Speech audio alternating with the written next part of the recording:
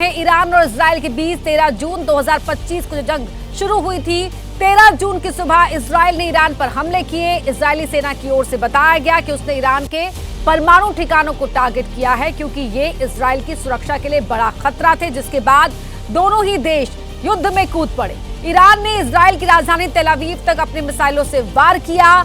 Iran Israel जंग के 11वें दिन अमेरिका भी इस जंग में कूद पड़ा। 22 जून को अमेरिका कूदा और उसने अपने B-2 बॉम्बर से ईरान के परमाणु ठिकानों पर हमला किया। पलटवार करते हुए ईरान ने भी 23 जून को कतर में अमेरिका के सैन्य ठिकानों को निशाना बनाया। इसके कुछ घंटे के अंदर ही अमेरिका के राष्ट्रपति डोनाल्ड ट्रंप ने ईरान और इजराइल के बीच सीज फायर होने का ऐलान कर दिया है, लेकिन जंग अब भी जारी है। सवाल यह है कि 12 दिन की भीषण लड़ाई के बाद क्या युद्ध विराम हो गया है, जैसा कि दावा social media platform truth social पर अमेरिका के राष्ट्रपति डोनाल्ड ट्रंप की ओर से किया गया कि सीज फायर के लिए ईरान और इजराइल दोनों ही देश सहमत हो गए हैं। सुबह करीब, अगर हम भारतीय समय की बात करें तो भारतीय समय अनुसार सुबह करीब 3:30 बजे ये पोस्ट सोशल मीडिया प्लेटफॉर्म पर डोनाल्ड ट्रंप की ओर से किया गया था और कहा गया था कि 9:30 बजे सीज फायर लागू हो जाएगा भारतीय समय अनुसार।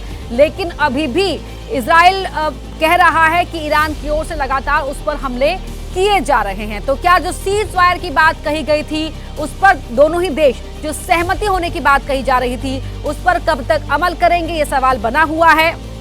और सीज फायर पर सहमति क्या स्थानीय समाधान है, ये भी एक बड़ा सवाल है। तो ईरान इजराइल युद्ध 12 दिन से जारी है। अब तक क्या अपडेट है वो आपको बता देते हैं। डोनाल्ड ट्रंप का इजराइल ईरान के बीच सीज फायर का दावा देखने को मिला सोशल मीडिया पोस्ट के जरिए। ईरान के विदेश मंत्री अब्बास अराक्ची ने भी सीज फायर की पुष्टि की। सीज फायर के दावे के बाद भी जंग जारी है, ये इजराइल का दावा है।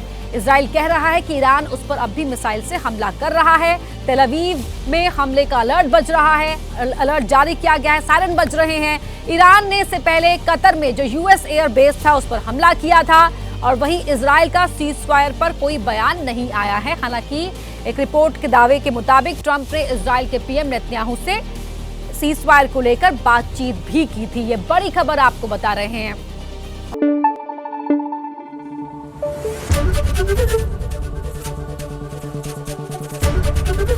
ABP न्यूज आपको रखे आगे।